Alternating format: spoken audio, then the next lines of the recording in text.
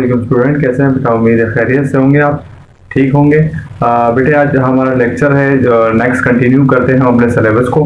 Last time हम लोगों ने जो है वो कुछ नंबर सिस्टम के बारे में तफसीलन गुफ्तगू कर ली थी। अब हम उस अपने लेक्चर को कंटिन्यू रखते हैं बेटा। उससे पहले अगर आप हमारे चैनल पे नए हैं तो हमारे चैनल को सब्सक्राइब कर दें बेटा, वीडियो को लाइक कर दें और इस वीडियो को अपने दोस्तों के साथ जरूर शेयर करें ताकि उनको भी फायदा हो। तो लेट्स स्टार्ट बेटा, अपने काम की तरफ चलते हैं। आज के इस लेक्चर के अंदर once again we are talking about chapter number 1 real and complex number. इसी के लेक्चर को कंटिन्यू करते हैं बेटा। और इसके अंदर सबसे पहली चीज है रैशनल नंबर। चूंकि हम रियल पार्ट पढ़ रहे हैं बेटा, तो रियल पार्ट के अंदर रैशनल और इर्रेशनल इन दोनों को मिलाने के बाद हमारे पास बनता है रियल नंबर। इसीलिए पहले रैशनल नंबर के बारे में कंप्लीट इन्फॉर्मेशन जान लो, फिर इर्रेशनल और फिर उसके बाद बनाते हैं रियल नंबर। लेट्स स्टार्ट बेटा। सबसे पहले होता है रैशनल नंबर। रैशनल नंबर बेटा कौन सा नंबर होता है, इसको क्यू से रिप्रेजेंट करते हैं। इसकी डेफिनेशन मैंने 2 लिख दी है बेटा। इसकी और भी कई सारी डेफिनेशन है, लेकिन आपके समझाने के लिए 2 लिखी है मैंने, उसको समझाता हूँ कि क्या है। Number 1 है those numbers which are in the form of a upon b where b is not equal to 0 called rational number। वो तमाम नंबर जो a upon b की शक्ल में हो बट b 0 के बराबर ना हो, वो तमाम नंबर रैशनल नंबर होते हैं। यदि a upon b का मतलब है कि अपॉन में हो, जैसे 3 upon 5 है बेटा, यहाँ 2 है, इसके नीचे कुछ नहीं है तो इसके नीचे कुछ नहीं है तो 1 है बेटा। तो इसका मतलब है कि कुछ सिंपल अगर इंटीजर नंबर लिखा होगा तो वो भी क्या होगा हमारे पास, वो भी हमारे पास रैशनल नंबर होगा बेटा। 1/3 एक्सेट्रा, इस तरह बहुत सारे नंबर जो है वो होते हैं। अच्छा, सेकंड डेफिनेशन हमारे पास है those numbers which having their perfect root, square root, perfect square root, ठीक है, आर कॉल्ड रैशनल नंबर्स। वो तमाम नंबर जिनके परफेक्ट स्क्वायर होते हैं बेटा। परफेक्ट स्क्वायर वो नंबर होते हैं जो रूट के अंदर किसी नंबर का स्क्वायर बनते हो, ठीक है। रूट के अंदर जैसे 4 है तो 4 2 का स्क्वायर है, जैसे 9 है तो वो 3 का स्क्वायर है, 16 है तो वो 4 का स्क्वायर है, 25 है तो वो 5 का स्क्वायर है। इस तरीके से ये तमाम 5 और इस तरह के स्क्वायर के नंबर्स होते हैं, ठीक हो गया बेटे। सो इसके बाद ये आपके पास 2 टाइप्स मैंने बता दी रैशनल की, कि इस कंडीशन में और इस कंडीशन में हो तो कौन से नंबर होंगे, रैशनल में। इसी तरीके से बेटा इसको देख लीजिएगा, और अगर आपको डेफिनेशन लिखनी हो तो काइंडली इसका स्क्रीनशॉट ले लीजिएगा, या फिर वीडियो को थोड़ी सी बैक करके उसको स्टॉप कर दीजिएगा, डेफिनेशन लिख के फिर फॉरवर्ड कीजिएगा, ठीक हो गया। अगले हमारे पास डेफिनेशन है irrational number. Similarly in rational की उलट है, ठीक है। रैशनल पता होगा तो इर्रेशनल ऑटोमेटिकली आ जाएगा, इसलिए रैशनल का आना जरूरी है। अब इर्रेशनल की पहले डेफिनेशन की उलट, ये इर्रेशनल नंबर की दूसरी, रैशनल की उलट इर्रेशनल, ठीक है। यहाँ पर रैशनल नंबर क्या आता है, जो a upon b की शक्ल में हो। यहाँ क्या है, those number which are not in the form of a upon b। अगर a upon b की शक्ल में है तो रैशनल, a upon b की शक्ल में नहीं है तो इर्रेशनल, ठीक है। और इसमें भी वही कंडीशन है कि b 0 के बराबर नहीं हो सकता, क्योंकि बेटा जब किसी नंबर के नीचे 0 आता है तो उसका आंसर इंफिनिटी आता है। मैथ एरर अगर आप कैलकुलेटर के अंदर सॉल्व करो तो उसके अंदर भी मैथ एरर आ रहा होगा। मैथ एरर का मतलब है कि आप कैलकुलेटर भी वहां तक नहीं पहुंच सकता।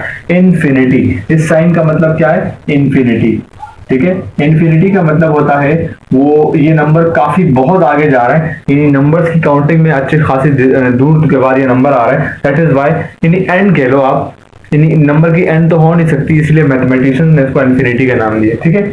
अच्छा, तो वो तमाम नंबर जो a upon b की शक्ल में ना हो वो इर्रेशनल नंबर कहलाते हैं। और इसकी शक्ल मिसाल के तौर पर मैंने 2 नंबर यहाँ लिखे। ये 5 क्या है, ये इसका नाम है 5, और 5 एक इर्रेशनल नंबर है।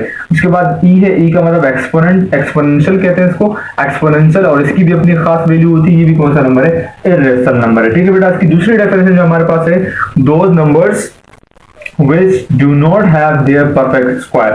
वो तमाम नंबर जो परफेक्ट स्क्वायर नहीं है या उनके परफेक्ट स्क्वायर नहीं है, वो नंबर क्या कहलाते हैं, इर्रेशनल नंबर्स कहलाते हैं। मिसाल के तौर पर अगर रूट के अंदर 3 आ गया तो 3 तो किसी नंबर का स्क्वायर नहीं है, 3 का स्क्वायर है लेकिन 3 किसी नंबर का स्क्वायर नहीं है। अब रूट के अंदर 5 आ जाए तो 5 किसी नंबर का स्क्वायर नहीं है। आप 1 से लेकर 4 तक चेक कर लो, 5 तक चेक कर लो, किसी नंबर का स्क्वायर नहीं है। इस तरीके से अंडर रूट 6 भी किसी नंबर का स्क्वायर नहीं है। सिमिलरली 7 और 8 भी एक्सेट्रा। सो ये देखो यहाँ परफेक्ट स्क्वायर थे, यहाँ नहीं है, यहाँ पर अपॉन की शक्ल में थे, यहाँ नहीं है, ठीक है। तो ये रैशनल और इर्रेशनल नंबर के दरमियान डिफरेंस हो गया बेटा। जब हम एक्सरसाइज स्टार्ट करेंगे तो सबसे पहला हमारा क्वेश्चन यही होगा, रैशनल और इर्रेशनल के दरमियान डिफरेंस। तो वहां पर अगर परफेक्ट स्क्वायर आएंगे तो रैशनल होंगे, अपॉन की शक्ल में आएगा तो रैशनल होंगे, या फाई या ई की रिलेटेड कोई बात होगी, या ऐसा कोई नंबर होगा जैसे मिसाल के तौर पर a upon b की शक्ल में लाइक दिस √3/2। तो ऊपर जो √3 है वो किससे ताल्लुक रखता है, इर्रेशनल से। तो ये पूरा नंबर क्या होगा, इरेशनल होगा। ठीक है बेटा, सब पहले डेफिनेशन भी तफसीली बता चुका हूँ। अगर आपने वो वीडियो नहीं देखी बेटा, सो इसकी उसकी लिंक मैं आपको डिस्क्रिप्शन में भी दे दूंगा, और आप प्लस प्लेलिस्ट के अंदर भी जाकर उसकी वीडियो को दोबारा लेक्चर नंबर 1 के नाम से बेटा देख सकते हैं। ठीक है बेटा, सो अगला हमारे पास है रियल नंबर। और रियल नंबर हमारे पास क्या होता है, वो नंबर होता है जो रेशनल और इरेशनल नंबर्स को मिलाकर बनता है। यानी रेशनल नंबर अगर आपको पता है और इरेशनल नंबर आपको पता है, उन दोनों का यूनियन कर दो, क्या मिल जाएगा, रियल नंबर मिल जाएगा। इसकी मैंने आपको 3 डेफिनेशन यहाँ लिखवाई है बेटा, तो जरा देख लेते हैं इसको क्या है। सबसे पहले है the union between rational and irrational numbers called real number. इसी को मैंने वर्डिंग में लिख दिया, यहाँ भी क्या है, रेशनल यूनियन इरेशनल, तो मैंने वर्डिंग में लिख दिया, मतलब सेंटेंस फॉर्म में लिख दिया, the union between rational and irrational numbers called क्या है, रियल नंबर। ठीक है बेटा, दूसरी डेफिनेशन मैंने एक स्ट्रक्चर की शक्ल में बनाई, एक सूरत बना दी इसकी, कि इस नंबर आपको पता है 0 से स्टार्ट होते हैं, 0 के राइट हैंड साइड पे तमाम नंबर पॉजिटिव होते हैं, and on the left hand side all numbers are negative.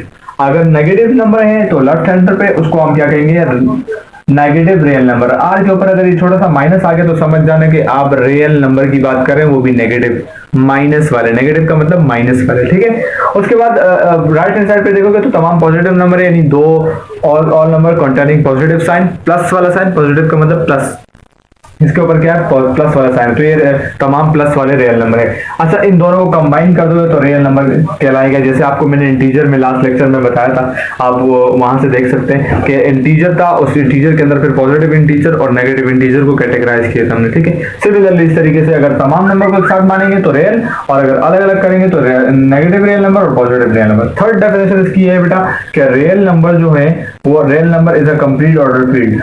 तमाम नंबर की फील्ड ही क्या है, रियल है, कुछ खास नंबर्स के अलावा। जैसे उस नंबर्स के बारे में इंशाल्लाह इस चैप्टर के नेक्स्ट पोर्शन में हम बात करेंगे, कॉम्प्लेक्स पोर्शन में। फिलहाल रियल पार्ट डिस्कस करें तो एक्सरसाइज 1.1 से लेकर 1.4 तक तमाम रियल नंबर की बातें होंगी। जब वो खत्म हो जाएगी फिर हम कॉम्प्लेक्स नंबर की तरफ चलेंगे। ठीक है बेटा, तो ये real number is a complete order field, और ये इसकी थर्ड डेफिनेशन है बेटा। उम्मीद है आज का लेक्चर आपको अच्छी तरीके से समझ में आ गया होगा इस नंबर्स के हवाले से। अच्छा, ये चूंकि हमारे पास परफेक्ट स्क्वायर और नॉट परफेक्ट स्क्वायर ये किसी को नहीं पता होता, तो मैं कोशिश करूंगा कि इसी लेक्चर के अंदर तो आपको स्क्वायर बनाना भी सिखा दूं, क्यूब बनाना भी सिखा दूं, और परफेक्ट स्क्वायर बनाना भी आपको सिखा दूं। अगर लेक्चर ज्यादा लंबा हुआ तो फिर उसको हम नेक्स्ट लेक्चर में कंटिन्यू करेंगे। ठीक है बेटा, इसको लिख लें बेटा। सो उम्मीद है आज का लेक्चर आपको पसंद आया होगा, आज की तमाम नॉलेज आपने अच्छी तरीके से पढ़ ली होगी। अगर आपको नहीं समझ आया तो आप लेक्चर को दोबारा से रिवाइज कर लें बेटा, आप देख लें, स्टॉप करके एक एक पॉइंट को समझ लें। और अगर इसके अलावा भी अगर आपको कोई इशू हो तो आप कमेंट सेक्शन में मुझे बता दीजिएगा कि सर इस पॉइंट ऑफ व्यू से हमें समझ नहीं आया, तो कोशिश करूँगा कि आप तक अच्छी तरीके से पहुँचाऊँ। ठीक है बेटा, आज का लेक्चर कंप्लीट हुआ यहीं पर, हम इंशाल्लाह नेक्स्ट लेक्चर में मिलते हैं।